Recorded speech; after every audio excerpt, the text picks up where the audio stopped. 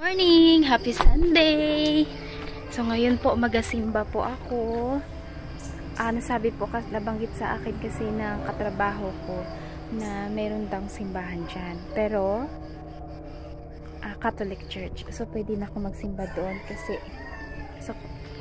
gusto ko talaga magsimba today. Sana makita ko kung nasaan simbahan na yun yung sinasabi niya. Parang naliligaw na yata ako.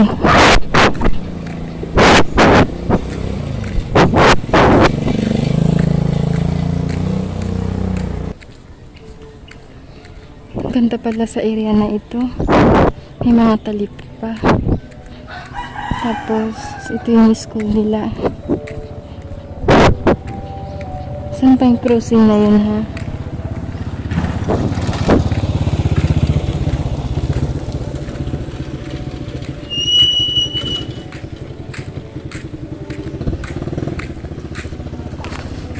Pwede magtanong, te? Saan po papunta sa simbahan ng Katolik po?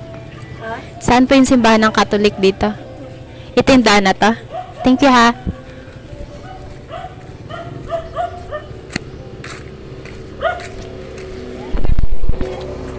Okay. Salamat. So, dito pala yung daan.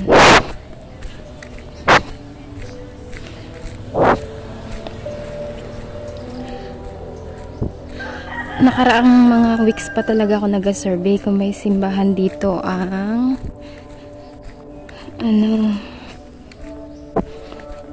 kaya yun, ha.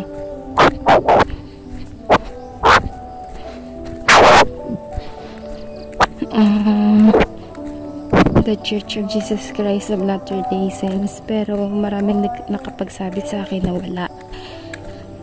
Or sinabi ko rin baka hindi nila alam yung simbahan na yun, yung Mormons, wala talaga. So kaya since bago naman ako na-baptize sa Latter-day Saints, Catholic talaga ang pamilya namin.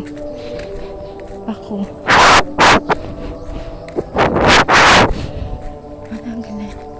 may mga tindahan dito, may mga rental ng gamit.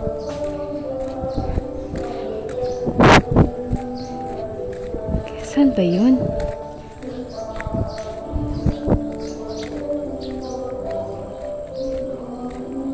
Parang naliligaw ako, ah. Pero bakit magubat ang daan?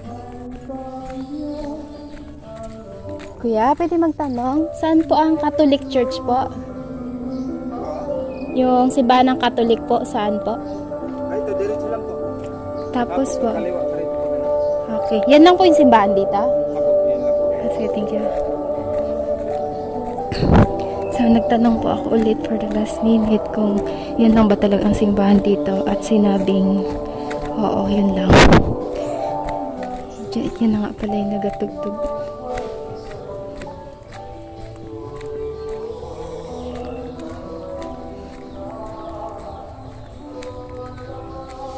Medyo maliblib ang daan.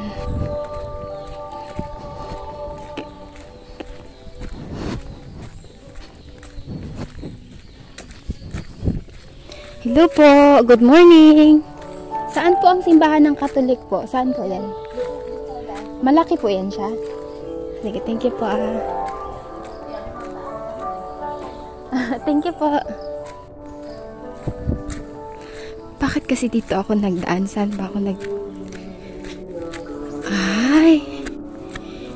May daanan din dito. Pero hindi ko alam kung saan ang lusot niyan. Saan ba ako nagsuot-suot? Naku po.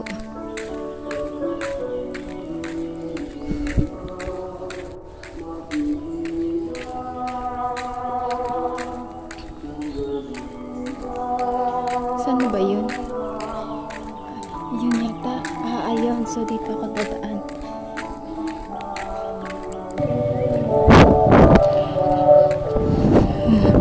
Nakaraan pa talaga dapat ako magsimba. Kaya lang, hindi namin napag-usapan. Hindi lang sa amin mangga. ni ate. So ngayon pinasara namin yung tindahan para makasimba ako. Ang daming mangga. Oh my gosh. Kita niyo ba yan? Ayun, nakita ko mga simbahan ng Katolik. Pero ang dami kong nilikuan, ha? Nag-enjoy ako sa journey na to. Gusto ko kasi makarinig ng, medyo kasi hindi maganda ang tulog ko. Ang moment ko bago natulog ko gabi. Kaya, na-realize ko lang na gusto ko lang makarinig ng mga magandang salita at malaanghel na kanta para magising ang aking buhay na kaluluwa.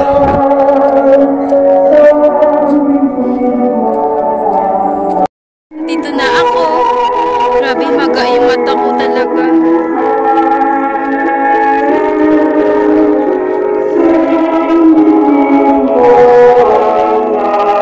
Diyan ako dadaan mamaya pa uwi.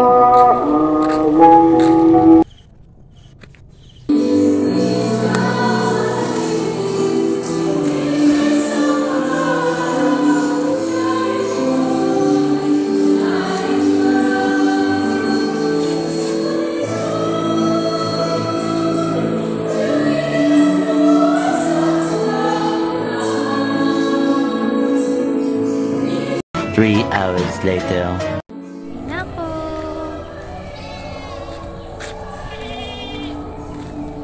Explore naman ako ng daan. O dumaan. Explore muna ako ng daan. Ng bagong daan. So kanina, doon ako dumaan. May lusot pala dyan kanina. So sana makalusot ako sa highway. Baka sa highway yung lusot nito. Ito siguro yung daan na sinasabi ni GB sa akin kahapon. Pero doon ako sa iba dumaan. Alam, dami talagang mangga dito.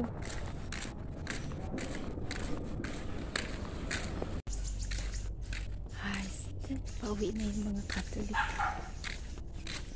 Pati yung nag-iisang Mormons, pauwi na rin.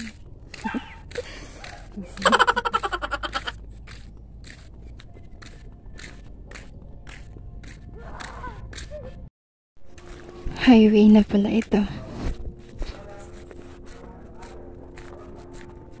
May simbahan din dito. Ano kayang simbahan ito?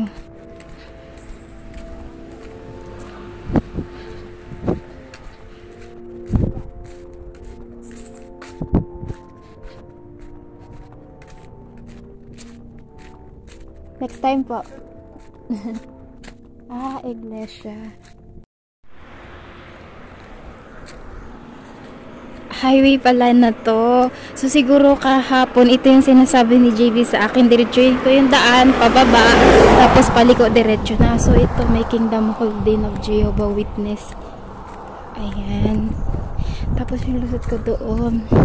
Nakakatuwa yung ministeryo nung nasa iglesia. Tinawag niya ako sa iglesia. Sabi ko next time na lang kasi magabukas na ako ng tindahan. Nakasimba na ako sa Catholic. So susunod din ako magsimba kasi tinanong ko sila kung pwede bang magsimba yung hindi iglesia sa simbahan nila. So next time doon na naman ako magsimba. Explore ko lang. Masaya na experience. Kasi hindi ko talaga ito na-experience dati. Kasi 9 years old pa lang ako, na-baptize na ako sa The Church of Jesus Christ of Latter-day Saints. Kaya hindi ko na-experience mag-explore ng ibang religions. Pero to be honest, wala akong plano na mag-interfaith, magpalit ng religion. Kasi doon talaga yung puso ko sa kung saan talaga ako na-baptize. Pero gusto ko lang din mag-observe sa simbahan ng iba kung paano sila mag-worship at may mga natututunan din naman ako. A few moments later. So, dito na ako sa hardware at nakakain na rin ako ng pananghalian. Ako ay nagpapahinga lamang ng kaunti kasi Bakit ba ganyan ako magsalita? Nagpapahinga lang ako ng kaunti kasi maya-maya ay magaligpit ako dyan. Liligpitin ko yung mga wala sa posisyon at pagpagan ko kasi maraming alikabok. Pero magpahinga muna ako saglit kasi kakatapos ko lang kumain. Pagdating ko, nagluto agad ako kasi nagutom na ako, wala akong breakfast. Umalis ako ng 8 agad. At matapos 10 AM tapos na rin kaagad ang simba sa Catholic. So nakarating na ako dito agad. Tapos pagdating ko, sinampay ko yung mga nilabahan ni ate at yung mga nilabahan kong damit ko rin, sinampay ko kasi maganda ang sikat ng araw. For today's video, mainit. Samantalang kahapon ay matindi ang ulan. So pahinga muna ako ha. Diyan lang kayo. 6 hours later. Pag naglumingon ka, akin ka na. Sigurado mapapasok ako.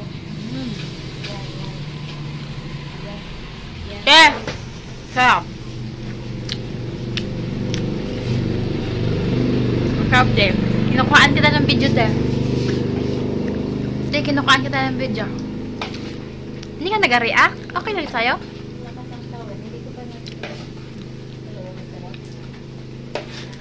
Magawa ako ng sausawan.